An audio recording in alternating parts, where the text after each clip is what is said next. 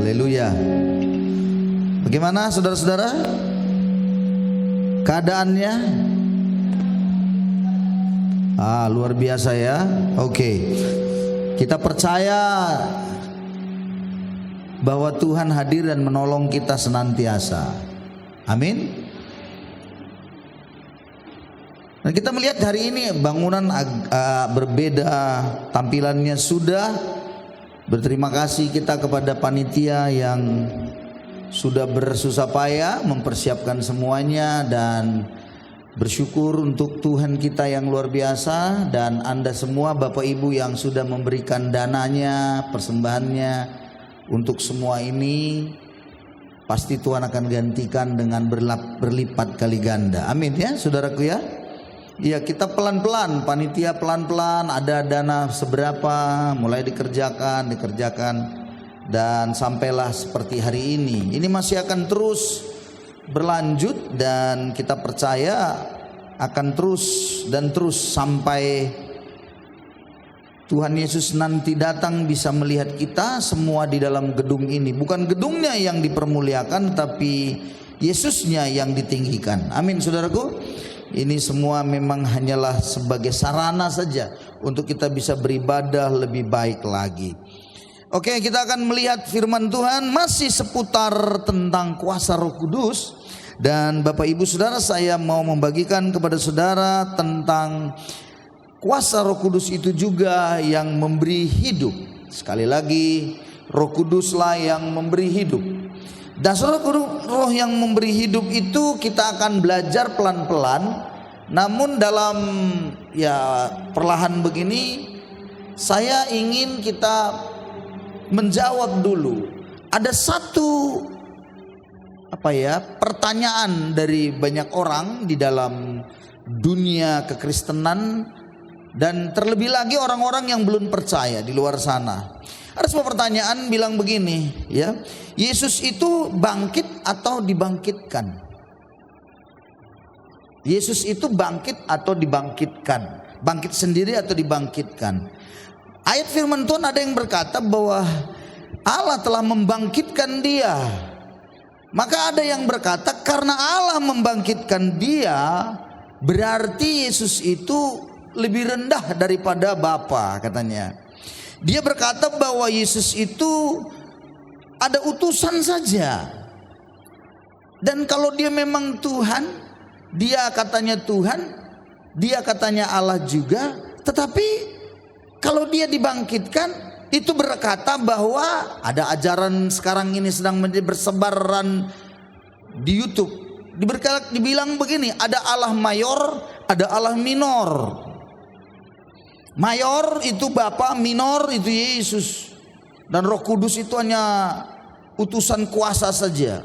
Nah, ajaran-ajaran yang beginilah yang hari-hari ini sedang terjadi. Itu sebabnya saya berharap saudara jangan pernah percaya semua dengan YouTube itu. Anda harus lebih percaya kepada kebenaran yang Anda dengar di dalam ibadah seperti ini. Penyesatan begitu luar biasa hari-hari ini ya, dengan berbagai cara. Dan banyak orang percaya kepada orang-orang tertentu yang menyampaikan, hamba-hamba Tuhan tertentu, karena dilihat selalu apanya? Dilihat jemaatnya hebat, banyak. Dan kalau dia khotbah itu seperti berkarisma. Saudara-saudara, firman Tuhan di atas segala-galanya. Yang lebih tinggi daripada karisma, lebih tinggi daripada motivasi, lebih tinggi dari apapun. Dan di dalam gereja Alkitab sebagai firman Allah menjadi otoritas tertinggi, bukan adat menjadi otoritas tertinggi. Itu sebabnya saya mengajak saudara coba untuk melihat ayat ini, dan kita akan melihat bagaimana Roh Allah yang hidup memberi hidup itu. Di dalam Alkitab kalau kita teliti dengan perlahan, apakah Yesus bangkit atau dibangkitkan? Maka yang pertama, Bapa membangkitkan Yesus. Bapa membangkitkan Yesus dalam Roma 6 ayat yang keempat. Mari kita baca sama-sama 2, 3 ya. Dengan demikian kita telah dikuburkan bersama-sama dengan Dia oleh baptisan dalam kematian, supaya sama seperti Kristus telah dibangkitkan dari antara orang mati oleh kemuliaan Bapa. demikian juga kita akan hidup dalam hidup yang baru. Ini peristiwa baptisan nanti kita akan lakukan habis ibadah ini. Dan dikatakan Kristus telah dibangkitkan dari antara orang mati oleh kemuliaan Bapa. Jadi Yesus dibangkitkan oleh Bapa. Yes. Ayat yang lain yang berkata Galatia 1 ayat 1, kita baca lagi bersama-sama Galatia 1 ayat 1, 2, 3 ya. Dari Paulus seorang rasul, bukan karena manusia, juga bukan oleh seorang manusia, melainkan oleh Yesus Kristus dan Allah Bapa yang telah membangkitkan dia dari antara orang mati. Jadi Bapa memang ada ayat yang menyatakan membangkitkan Yesus. Tapi poin yang kedua, Yesus sendiri membangkitkan dirinya. Mari kita lihat ayat ini, Yohanes 10 ayat 17 sampai yang ke-18. Kita baca bersama-sama. 2, 3 ya. Bapa mengasihi aku, oleh karena aku memberikan nyawaku untuk menerimanya kembali. Tidak seorang pun mengambilnya daripadaku, melainkan aku memberikannya menurut kehendakku sendiri. Aku berkuasa memberikannya dan berkuasa mengambilnya kembali. Inilah tugas yang kuterima dari Bapakku. Jadi Yesus punya kuasa memberi, dia punya kuasa juga mengambil lagi. Jadi Yesus membangkitkan dirinya sendiri. Nah lagi Yohanes 2 ayat 19 dan ayat 21, 2, 3 ya. Jawab Yesus kepada mereka, rombak bait Allah ini dan dalam 3 hari aku akan mendirikannya kembali. Tetapi yang dimaksudkannya dengan bait Allah ialah tubuhnya sendiri. Jadi dia sedang berkata bahwa tubuhnya sendiri itu yang dirombak, maksudnya dia mati di dalam kubur. 3 hari dia bangkit kembali. Jadi dia mendirikannya kembali. Jadi bukan ada pengaruh yang lain. Nah, bukankah Yesus berkata dalam Yohanes 11 ayat yang ke-25? Jawab Yesus, akulah kebangkitan dan hidup.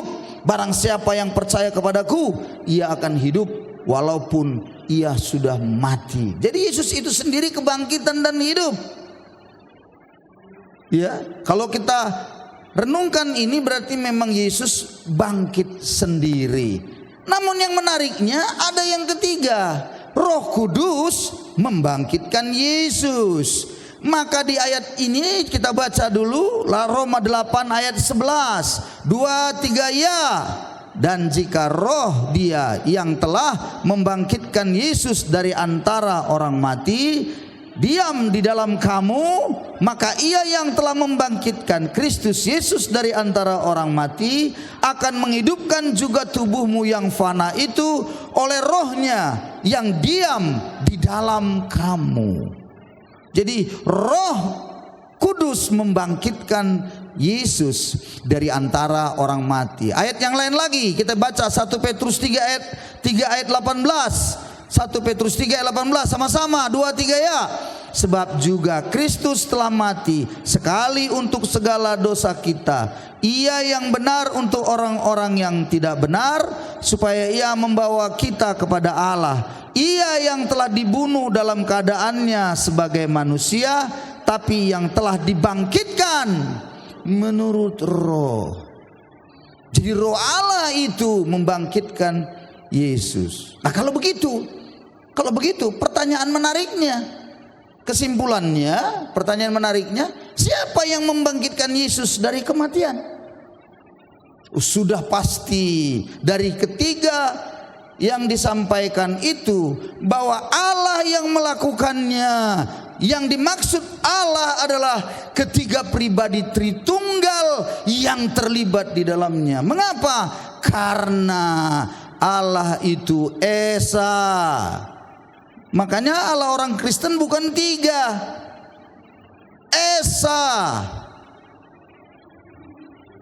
Shema Israel, Adonai Elohenu, Adonai Ehad. Dengarlah hai Israel, Tuhan Allahmu itu Esa katanya. Jadi Allah Israel itu Esa.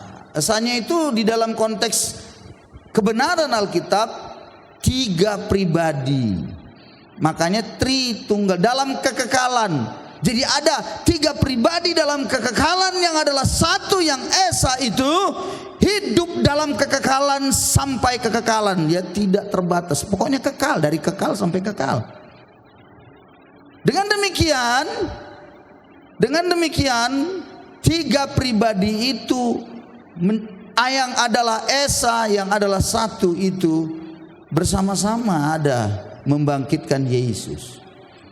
Jadi saudara-saudaraku, kalau kita membaca dengan teliti, ketika pribadi itu berpartisipasi dalam penciptaan, dalam keselamatan juga, dan bertanggung jawab ketiganya dalam kebangkitan Yesus Kristus. Kalau begitu,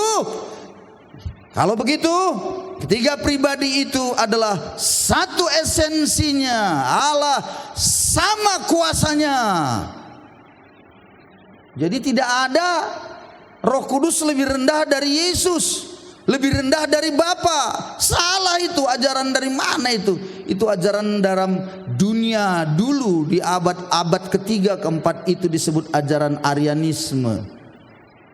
Ajaran Arian yang akhirnya menyesatkan dan kemudian berbelok arah dalam modern ini. Disitulah masuk saksi Yehova termasuk di dalamnya. Kalau saksi Yehova nggak akan percaya bahwa Yesus adalah Tuhan dan Roh Kudus itu juga adalah Allah, dia nggak akan percaya itu. Dia akan berkata Roh Kudus adalah tenaga aktif Allah, sedangkan Yesus itu adalah ciptaan yang pertama, yang sulung, yang mula-mula. Begitu ajarannya. Di dalam dunia kekristenan tidak begitu yang sesungguhnya. Pribadi Allah itu adalah Esa, Bapa, Anak dan Roh Kudus, sama kuasanya, sederajat, satu esensi, hakikatnya. Wah, ini penjelasan. Kalau mau lebih jelas lagi, ikutilah pengajaran DK2. Itu ajalah. Saya cuma mau bilang ini bagi yang masih belum mengerti, penasaran gimana, ikutlah pengajaran, ikutlah. Bilang dulu kiri kanannya, ikutlah pengajaran, bilang ikutlah pengajaran, bilang. Ya. Saya berharap betul Anda betul-betul harus sadar. Ingat ya, ketika kita bicara kisah para rasul waktu minggu yang lalu saya sudah jelaskan ada 4 hal yang paling harus ada, penting lah, paling penting dalam gereja. Dalam kisah rasul itu Anda baca bagaimana awalnya itu. Setelah 3.000 jiwa bertobat dan mereka itu dibaptis, diselamatkan. Gereja berkumpul bersama-sama. Mereka 4 hal: bertekun dalam pengajaran rasul-rasul, dalam persekutuan, memecah-mecah roti, dan yang keempat, berdoa. 4 itu tidak boleh hilang. Gereja sekarang banyak hilang di ini pengajaran rasul-rasulnya. Kalau berdoa, apalagi golongan-golongan karismatik yang model-model kayak gini, tepuk-tepuk tangan semua, berdoa maniri-niri. Tapi ajarannya bisa melenceng kalau nggak mau belajar. Saudara-saudara, semua harus seimbang 4 ini. Persekutuan, apa maksudnya? Makanya diajak kita masuk dalam kelompok-kelompok kecil, di mana kita sedang mengaplikasikan, mempraktekkan kasih itu kepada sesama kita. Saling kita bisa mengampuni, saling kita bisa menasehati, saling kan. Di situ persekutuan itu tujuan utamanya, penting sekali. Ada orang saya menemukan, wah luar biasa dia kelihatannya, tapi nggak mau dalam persekutuan. Mengapa? Nah ini ya, hati-hati. Yang suka saya temukan, bahwa dia berpikir karena dia sudah bisa berbahasa roh, katanya Roh Kudus bekerja dalam diri dia, sudah merasa bahwa dia mampu. Maka dia berpikir bahwa tidak perlu ada yang mengajari, tidak perlu ada yang menuntun, tidak perlu ada yang mengatur, memonitoring, mementoring dia lagi. Akhirnya suka dia, sesat akhirnya, jatuh akhirnya, tumbang akhirnya. Jemaat yang di Korintus, Paulus ingatkan, kamu punya banyak pengajar. Karena jemaat Korintus itu banyak diajar oleh rasul-rasul hebat. Ada Apolos di sana, ada Petrus, ada Paulus, ada banyak orang-orang hebat mendidik gereja itu dengan pengajaran juga. Tapi Paulus bilang, tapi akulah yang menjadi bapakmu katanya. Karena akulah dulu yang mendidik kamu, merintis kamu dari awalnya. Jadi bapak itu perlu. Dalam sebuah persekutuan kita perlu memiliki bapak di dalam diri kita, menundukkan diri. Belajarnya, makanya dalam sel group ada namanya kelompok sel, ada pemimpin kelompok yang kecil mungkin yang sederhana, belajar menundukkan diri gitu. Itulah persekutuan. Tapi kita kan seringkali tidak seperti itu.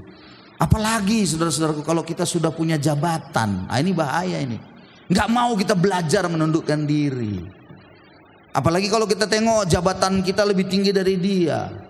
Saudara-saudara jangan lupa, di dalam konteks berohani tidak ada hubungannya bicara soal jabatan di luar sana dengan perkara rohani sebenarnya. Kalau bicara tentang segala sesuatu yang kita mau menundukkan diri, bukan begitu. Coba saya kasih contoh. Bapak Anda tamat SD, tapi Anda sudah sarjana. Saya tanya pada saudara, apakah Anda tidak menundukkan diri sama bapak Anda yang cuma tamat SD itu? Kan tidak kan? Belajar menundukkan diri juga, namanya bapak. Nah itu dia. Dan saya mau beritahu pada saudara, saya dengan istri juga kami mau menjadi bapak buat saudara. Bukan menjadi hakim. Nangkap maksudnya? Mau menjadi bapak. Mengapa?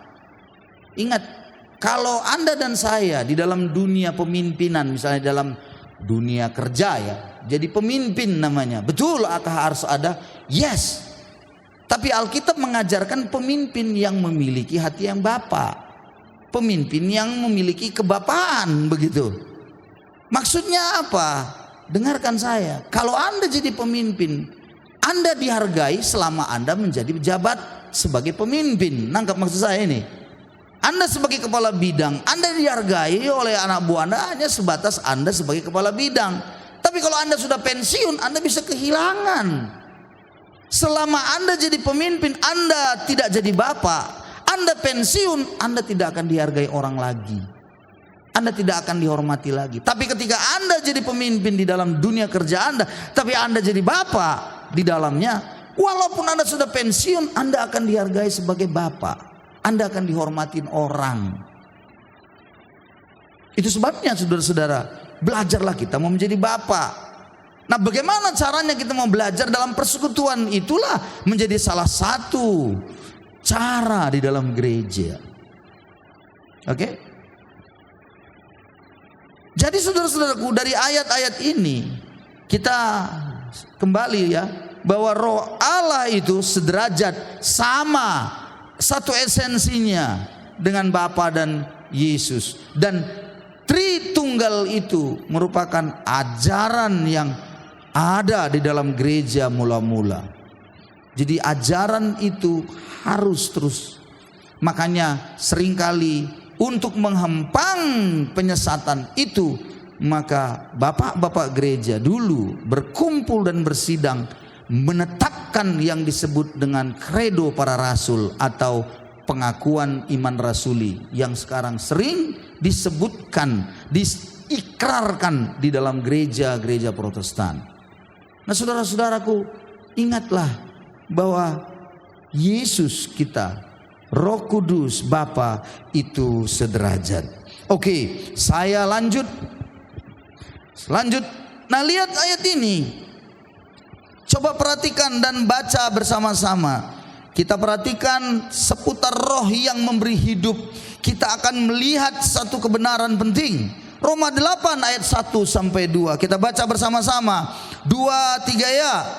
Demikianlah sekarang tidak ada penghukuman bagi mereka yang ada di dalam Kristus Yesus. Roh yang memberi hidup telah memerdekakan kamu dalam Kristus dari hukum dosa dan hukum maut. Roh yang memberi hidup, roh yang memberi hidup, memerdekakan kamu dalam Kristus dari hukum dosa. Ingat ya saudara-saudara, penting menyadari ini. Apa itu sebenarnya hukum dosa? Dan hukum maut pula lagi itu. Maut udah pasti, kematian selama-lamanya itu. Hukum dosa itu apa? Nah, Paulus menyatakan dalam kitab Roma itu, dia menuliskan, nah ini yang menarik. Coba kita baca bersama-sama. Apa itu hukum dosa yang melekat, yang ada pada diri kita? Kita baca bersama-sama. 2, 3 ya. Aku tahu bahwa di dalam aku, yaitu di dalam aku sebagai manusia, tidak ada sesuatu yang baik. Sebab kehendak memang ada di dalam aku, tapi bukan hal berbuat apa yang baik. Jadi hukum dosa di dalam diri ini ada yang namanya keinginan berbuat baik. Ada. Tapi yang jahat selalu dilakukan. Oke, lanjut ayat 19 Roma 7 ayat 18 sampai 21 ini kita lihat ayat yang ke-19. Baca lagi 2, 3 ya. Bukan apa yang aku kehendaki, yaitu yang baik yang aku perbuat, melainkan apa yang tidak aku kehendaki, yaitu yang jahat yang aku perbuat. Nah, itu hukum dosa.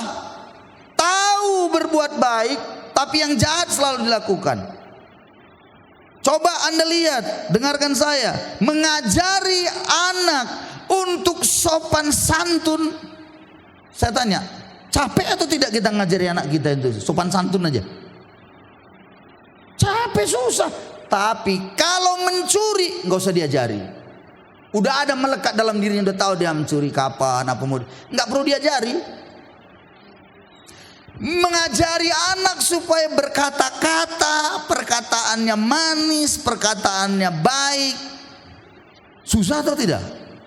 Sulit kadang-kadang kita ngajari anak kita itu.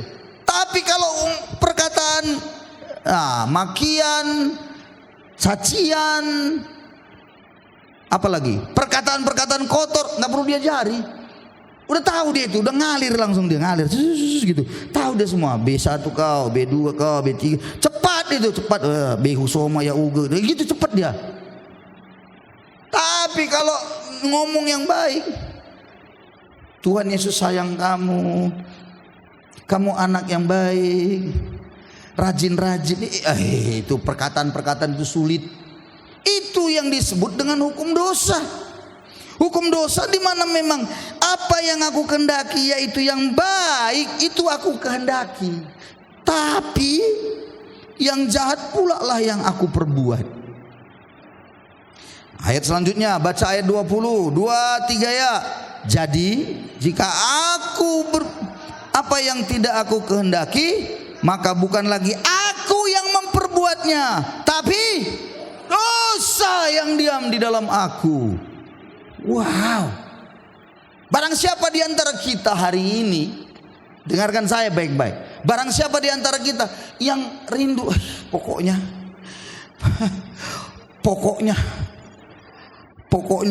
aku akan berdoa, pokoknya, hanya pokoknya itu buahnya nggak ada.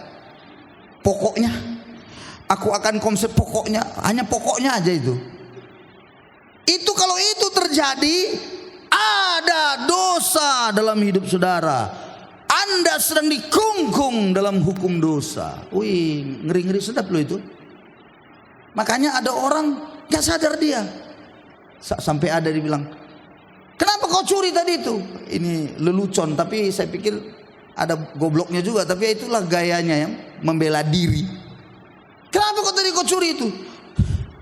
Cuman sudah terdorong. Ya, apanya yang terdorong? Ya, kenapa kau curi? Sebenarnya bukan aku, Pak. Lalu siapa? Tangankunya tadi, bukan aku, katanya saudara-saudaraku. Bayangkan itu. Nah, itu artinya hukum dosa. Di dalam diri dia sebenarnya tahu, kalau aku buat ini dosa ini, tapi dia nggak bisa, nggak tahu gimana ini, masuk aja dia. Saudara-saudara, kalau Anda melakukan dosa perzinahan misalnya ya, sebenarnya misal saja Anda tahu tapi nggak tahu, Anda ngikut aja gitu, ngikut aja terus Nah, itu artinya Anda sudah terikat sama dosa itu. Hari ini kok aja jatuh. Bagaimana cara melawannya? Ingat ya, melawan itu nggak bisa dengan kekuatan. Kenapa? Karena kekuatan kita pun sudah kita hidup dalam dosa. Nggak bisa kita lepas dari situ. Dengan gampang kita menurut kita, dengan kekuatan saya, Anda nggak bisa lepas. Percayalah, nggak akan mungkin itu. Susah Anda lepas. Kalau Anda terikat dengan hukum dosa itu. Mohon maaf ibu-ibu, mohon maaf nggak nembak. Aku sudah ingatkan aja. Haleluya ibu-ibu. Haleluya ya. Amin ibu-ibu. Nggak ada aminnya. Saudaraku ya. Aku hanya mengingatkan ini ya. Kalau ibu-ibu misalnya gini, dia butuh nih. Ada kerabu misalnya. Tuhan Yesus. Ada anting-anting apa? Bintang laut gitu contohnya. Dia tahu bahwa dia nggak punya, nggak mampu, tapi bintang laut. Sebentar lagi ada yang anting-anting kuda laut sedikit lagi. Dia mau ambil dengan segala cara, nggak dia pikirkan lagi apapun, nggak pikirkan lagi. Semua akhirnya uang belanja, uang kuliah anaknya pun dia beli hanya untuk anting-anting kuda laut. Bayangin saudara-saudaraku. Saya tanya saudara, itu apa namanya? Itulah hukum dosa itu bekerja. Nggak bisa keluar dari situ. Saudara-saudaraku, lalu apa yang terjadi? Penyesalanlah yang terjadi kemudian. Ya terlambat memang. Tapi memang ada pula yang bilang lebih baik terlambat daripada tidak nyesal-nyesal selamanya pula. Memang ada juga begitu. Namun persoalan besar adalah ketika itu terjadi, kita bilang gini, Tuhan, terus sebulan lagi ada anting-anting yang lain lagi. Anting-anting apa? Ini kalau tadi kuda laut, ini lumba-lumba. Mulai lagi. Nah, itulah Anda. Ingat baik-baik, Anda sedang kena itu hukum dosa itu di dalam. Coba bayangkan. Nah, itu berarti saudara-saudara, siapa yang bisa menolong Anda di situ? Siapa yang bisa membebaskan saudara dan saya? Maka saudara-saudara, disinilah pentingnya Anda pertama datang pada Yesus mohon pengampunan. Dengan darahnya kita diampuninya. Amin. Amin ya saudara. Diampuni Tuhan. Diampuni. Jangan bilang gak diampuni. Dosa apa yang tidak diampuni Tuhan adalah dosa yang tidak diakui. Itu aja. Katanya ada yang menghujat Roh Kudus, Pak. Iya, oke, menghujat Roh Kudus. Menghujat Roh Kudus itu sebenarnya artinya kalau diambil dari konteks daripada ayat yang dibaca, itu karena bebal orang itu sudah lihat tanda Tuhan bekerja, sudah melihat karya Tuhan, tapi tidak tetap percaya. Jadi sudah bebal. Itulah menghujat Roh Kudus itu. Udah bicara sebenarnya Tuhan dalam hatinya, tapi bandelnya minta ampun. Ya itu nggak diampuni memang. Tapi selama Anda mengakui, Anda tahu ya salah, iya betul, diampuni, yes. Tapi orang yang sudah terikat dengan dosa itu, besok lusa balik lagi deh, jatuh lagi deh, pada lubang yang sama. Saudara-saudara, mari kita perhatikan betul-betul akan hal ini. Jadi, ayo kita baca lagi dulu sebelum saya akhir. Ayat 21. 2, 3 ya. Demikianlah aku dapati hukum ini. Jika aku mengendaki berbuat yang baik, yang jahat itu ada padaku. Nah, hukum apa ini? Ya itulah hukum dosa. Inilah dia. Yang jahat ada padaku. Aku kendaki yang baik, yang jahat ada padaku. Aduh, menyedihkan sekali bukan? Lalu kalau baca ayat selanjutnya, aku manusia celaka, kata Paulus. Siapa yang bisa membebaskan? Lalu kemudian ayatnya bilang syukur kepada Allah. Melalui Yesus Kristus Tuhan ternyata memberi kita bisa kemenangan. Amin. Amin. Jadi saudara-saudaraku, ketika memberi kemenangan, lalu bagaimana? Mari Saya ajak saudara menyadari bahwa Roh Tuhan memberi Anda hidup kembali. Anda tadi dosa terus, ketika Anda terima Yesus, Anda mohon pengampunan, Roh Kudus ada pada Anda, dan Roh itu akan memberi Anda hidup kembali. Bahasa kerennya kan bilang, kalau awal pertama kita percaya Yesus, lahir baru. Lahir baru itu apa? Rohnya yang tadi sudah mati, dihimpit atau dikuasai oleh hukum dosa dan maut, sekarang roh itu hidup kembali. Wih Tuhan, kuasanya bekerja mulai saat itu. Dia mulai memperbarui saudara dan saya. Dia mulai mengerjakan sesuatu yang baru buat saudara. Maka kita kembali Roma 8 ayat 11 tadi. Kalau roh Dia yang telah membangkitkan Yesus dari antara orang mati diam di dalam kamu, jadi diam di dalam kita, Ia juga akan menghidupkan tubuh kita yang fana. Dengarkan saya, roh yang menghidupkan yang pertama adalah ketika kita lahir baru tadi, roh kita hidup. Tetapi Roh Kudus yang sama yang membangkitkan Yesus dari antara orang mati akan membangkitkan kita juga suatu hari nanti. Roh Kudus dengan kuasa yang besar itu, yang sama dengan Bapa dan Yesus, kuasa itu akan membangkitkan kita juga. Saya kasih tahu saudara, dengarkan baik-baik. Pada waktu manusia itu diciptakan, bagaimana cara Tuhan menciptakan manusia? Kalau semua ini alam kan dia cuma bilang apa? Berfirman kan, jadilah terang, jadilah cakrawala, jadi. Hanya itu. Tapi waktu menciptakan manusia dia nggak bilang jadilah manusia, tapi diambilnya debu tanah lalu dibentuknya. Dan kemudian ayatnya bilang, Kejadian 2 ayat 7, dihembusnya nafas. Tahukah Anda arti dihembuskannya nafas hidup? Itulah ruah atau roh Allah, nefsamah katanya dalam teks bahasa yang lain. Dan itu adalah roh Allah yang hidup, menghidupkan yang mati, yang tidak ada apa-apanya, yang tidak berguna. Debu kan gak ada gunanya, debu gak ada arti, tapi dia bisa hidupkan. Wih, luar biasa, menjadi makhluk yang hidup.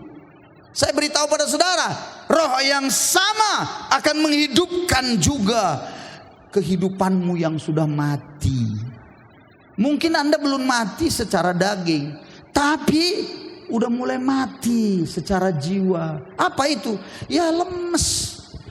Udah mulai, ya Tuhan, gimana lah hidup ini Tuhan. Tuhan, udah masuk sekolah baru Tuhan. Baju anakku mau dibeli, harusnya minimal 3 pasang. Baju pramukanya lagi Tuhan. Tuhan, pergi aku ke UD sana, UD untuk bisa dibeli 300.000. Pergi lagi kemana Tuhan, bagaimana lagi ini ya Tuhan. Yesus, makan kami bagaimana, begitu. Akhirnya tidak mati secara daging, tapi sudah mati sukacitanya. Tidak mati secara daging, tapi sudah mati imannya. Gak percaya lagi bahwa Tuhan sanggup, tolong.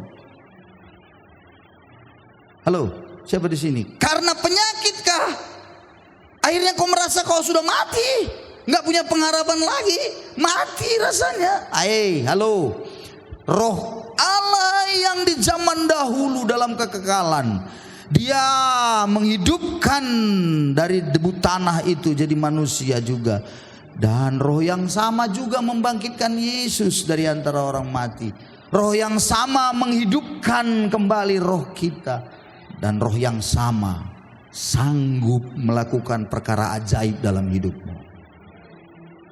Amin. Yes.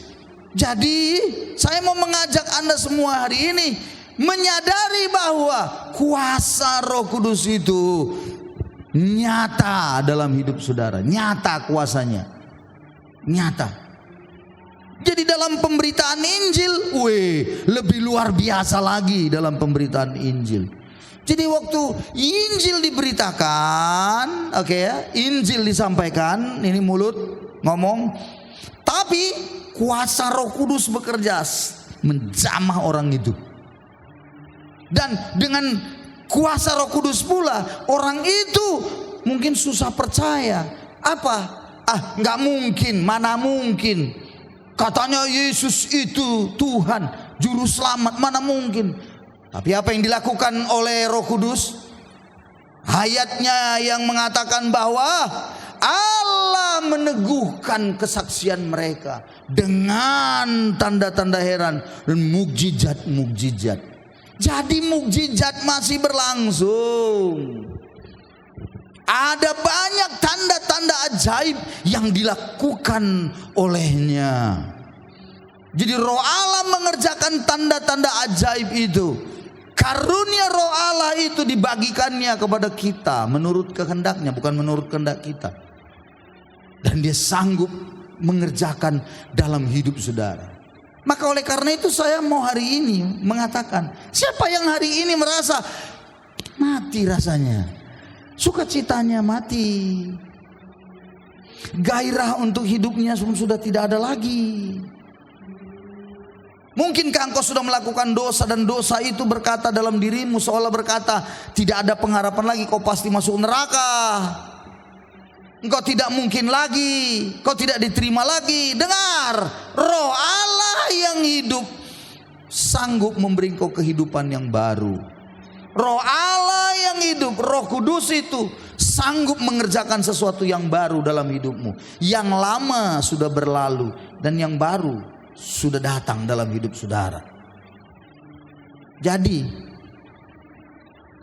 lihatlah baik-baik pekerjaan daripada tiga pribadi ini.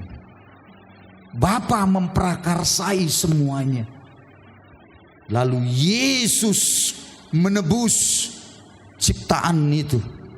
Dia tebus dengan darahnya. Dan kemudian Roh Kudus memberi kehidupan yang baru. Manusia jatuh ke dalam dosa, tapi Allah tidak tinggal diam.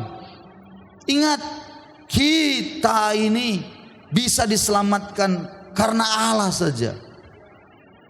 Ingat, ajaran kekristenan berkata bahwa Allah yang menciptakan semuanya, dan Allah jugalah yang menebus ciptaan yang sudah jatuh itu.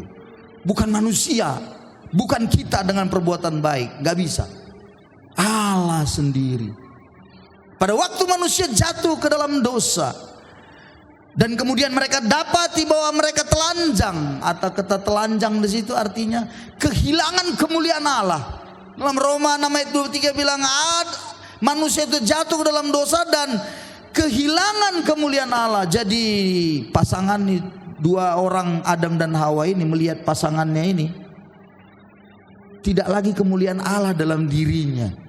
Dia lihat pasangannya udah dosa, busuk semuanya, sehingga mereka tahu mereka telanjang. Bukankah sebelumnya mereka telanjang? Sebelumnya mereka telanjang, tapi kemuliaan Allah melingkupinya.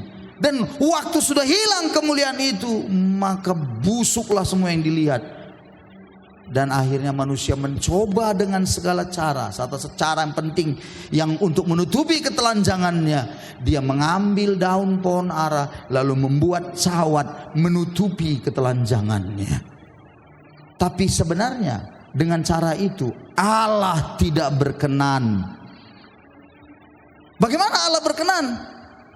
Allah mengambil kulit binatang dalam Kejadian 3 ayat 21. Dia mengambil dari kulit binatang, dan kulit binatang itu dikenakannya menutupi ketelanjangan manusia itu. Kalimat Allah mengambil kulit binatang itu identik dengan Allah membunuh seekor binatang. Kalau begitu waktu dibunuh apa? Darah tertumpah. Dan darah tertumpah itulah yang bisa menutupi ketelanjangan manusia itu. Wih, luar biasa saudara. Waktu jatuh dalam dosa, udah langsung dilakukan Tuhan. Bagaimana supaya manusia itu bisa tertutupi dosanya. Luar biasa Allah kita itu. Nggak ada dimanapun Allah yang begitu patennya seperti Allah kita. Amin saudara-saudara. Anda salah aja pun dikejarnya untuk mau ditolongnya, ditutupinya dosa Anda. Allah mana lagi yang seperti itu? Kalau Allah nenek saya dulu, tahu? Allah nenek saya itu kan dukun besar. Ada Allahnya dulu. Kalau orang Karo bilang ture-ture dalam sinabung katanya. Wah, kalau itu di sana itu silap-silap sikit bisulan. Salah sikit dia langsung bengkak. Salah sikit ada mencret. Begitu kalau buat salah. Tahu salahnya apa? Mau ngasih sesajen saja. Ayamnya harus ayam yang betul-betul jelas. Ada itu warnanya khusus itu. Permintaan-permintaan ya setannya itulah ya. Allahnya dialah gitu ya. Bukan Allahnya kita. Apa yang terjadi? Salah sikit ngamuk. Apa? Besok bisulan, besok bengkak begitu. Tapi Allahnya kita udah salah pun kita, dia masih mau datang. Apa? Dia ingin memberikan Anda hidup. Sakit pun Anda, dia rindu untuk datang pada saudara. Dan dia ingin memberikan Anda sukacita lagi. Luar biasa saudara-saudara. Jadi Anda mau kemana lagi? Hah? Mau kemana lagi? Mau mencari Inaviso? Hah? Yang di kampung sana itu, di daerah Pulau-Pulau Batu. Hah? Mau cari Ina apa? Inaviso? Ina Gabula Dede? Itu. Mau cari lagi ke sana? Aduh, terlalu bodoh. Kita punya Allah yang hidup. Amin. Datanglah padanya. Dia akan meneguhkan engkau dengan banyak hal-hal ajaib. Jangan bilang begini, gak mungkin Pak, mana bisa, hanya pendeta saja. Enggak saudara-saudara, enggak. Semua orang bisa, dia sanggup menolong saudara. Nah, ada satu yang harus Anda dengar ya. Waktu Roh Allah hadir dalam hidup saudara, ketika dia ingin mengerjakan sesuatu yang besar dalam hidup saudara dan saya, ingat baik-baik. Ingat ini baik-baik. Namanya Roh Kudus. Oke? Dan waktu dia ingin mengerjakan sesuatu pada kita, kita ini harus hancurkan ego. Biarkanlah Roh Tuhan memimpin kita, mengingatkan kita dengan caranya, bukan dengan cara kita. Kecenderungan kita adalah kita percaya Roh Allah memberi hidup, yes. Kita percaya Roh Allah akan menolong kita, yes. Tapi kita mau dengan cara kita, bukan dengan caranya. Coba bayangkan saudara-saudara, minggu yang lalu kita sudah belajar Yesus penuh Roh Kudus. Dibawa kemana Yesus yang penuh Roh Kudus? Hah? Ke tempat yang enak? Tidak kan? Lukas 4 ayat 1 bilang ke padang gurun. Jadi memang Roh Kudus pimpin kita ke padang gurun. Kadangkala dalam hidup ini kita yang sudah sadar ada Roh Tuhan menolong kita, tapi Tuhan kadang-kadang pimpin kita memang masuk masa sukar begitu. Dia dalam kesulitan kita itu, dia sedang mendidik kita. Supaya apa? Supaya takluklah ego kita, supaya hancurlah kesombongan kita. Kali saudara-saudara, kadang-kadang kita nggak mau kan? Kita nggak mau. Tuhan ingin tolong, Tuhan ingin bantu. Contoh, Tuhan mau kirim seseorang untuk kita. Dia sudah tahu kita punya kesulitan. Ada orang yang mau bantuin kita. Tuhan mau utus. Tapi Tuhan ingin kita juga belajar apa? memiliki kerendahan hati bahwa kita ini adalah orang yang perlu ditolong, kita ini perlu dibantu gitu. Tapi kadang-kadang ada orang yang nggak mau diketahui apa adanya. Nangkep saudara-saudara? Dia nggak mau tahu kalau dia sedang susah, dia ketawa-ketawa saja. Iya. Dia nggak mau tahu kalau ada orang yang mengerti, ya ada kesulitannya, dia nggak mau tahu. Lalu dengan bersembunyi di balik yang sering disebut iman. Itu bukan iman. Itu Anda sedang angkuh. Iman nggak seperti itu. Iman itu berbicara tentang bagaimana Anda bersandar pada Tuhan dalam semuanya itu. Tetapi Tuhan juga ingin memproses kita, membentuk karakter, tabiat, sifat kita ini. Supaya apa? Supaya kita dewasa, supaya kita semakin hari semakin indah. Kenapa kita tidak mau hari ini berkata, ya Tuhan, ya benar sekali, aku harus mau Tuhan. Dalam sebuah persekutuan aku bisa cerita kondisiku, sehingga kami bisa saling mendoakan, saling menasehati, saling mengoreksi. Wah, itu keren itu yang seperti itu. Maka roh Tuhan akan bekerja. Haleluya. Amin saudara-saudaraku. Yakobus pasal yang 5 berkata, karena itu, coba kita lihat ayatnya. Ya kita akhiri ya, kita tutup bersama-sama. Ayat yang terakhir. Yakobus pasal yang pasal yang kelima, mohon maaf. Pasal yang kelima, ayat yang ke-16. Perhatikan ayat ini baik-baik. Kalau Anda ingin memiliki kuasa doa Anda, kalau Anda ingin memiliki roh Allah bekerja dengan hidup saudara, mari kita baca ayat ini. 2, 3 ya. Karena itu hendaklah kamu saling mengaku dosamu dan saling mendoakan supaya kamu sembuh. Doa orang yang benar bila dengan yakin didoakan sangat besar kuasanya.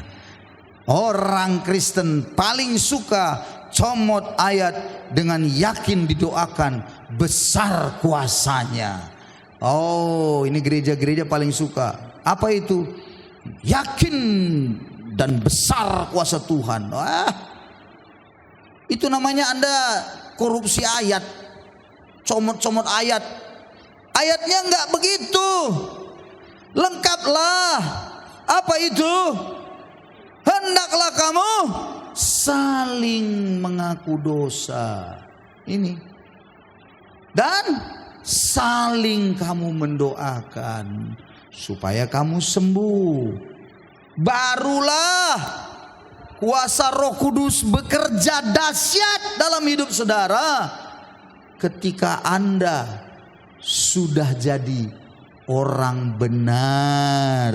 Ingat, yang dicari bukan doanya yang benar. Halo, orang Kristen paling suka bukan doanya yang benar, orangnya harus benar. Bagaimana orangnya harus benar? Ayat itu bilang, saling mengaku dosalah kamu dan saling mendoakan supaya kamu sembuh. Sembuh dari mana?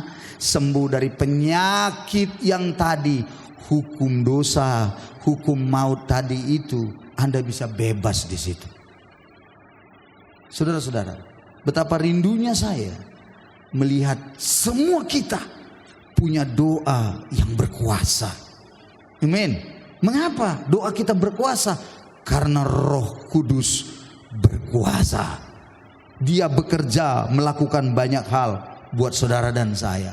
Dia mampu mengerjakan segala sesuatu yang tidak mungkin menjadi mungkin bagi saudara dan saya. Tetapi jangan lupa bagian kita. Mari kita menjadi orang benar. Bagaimana? Bagaimana kita saling mengaku dosa dan saling mendoakan. Itulah konteks persekutuan bersama-sama dalam saudara-saudara yang lain. Dan Anda di situ saling mengaku dosa dan saling mendoakan. Saya akhiri Rindu saya untuk melihat saudara-saudara hari ini. Siapakah saudara-saudaraku yang hari ini punya kesusahan? Adakah di antara saudara yang punya penyakit sakit? Saya rindu untuk berdoa untuk saudara hari ini. Sebelum Anda pulang, kalau Anda merasa mulai rasanya sukacita Anda mulai mati, sudah nggak ada lagi begitu ya, semangat Anda mulai mati, saya akan berdoa untuk saudara hari ini. Dan saya akan meletakkan tangan dan berdoa buat saudara. Anda boleh datang ke depan dan kami akan berdoa buat saudara. Kami sangat rindu saudara pulang hidup kembali semangat Anda. Amin saudaraku. Dan kami rindu Anda pulang pula dengan sebuah kerinduan bahwa kuasa Roh Kudus itu ada pada saya. Mari kita beri tepuk tangan pada Yesus kita. Haleluya. Mari semua pemain musik, mari kita semua kembali datang pada Tuhan.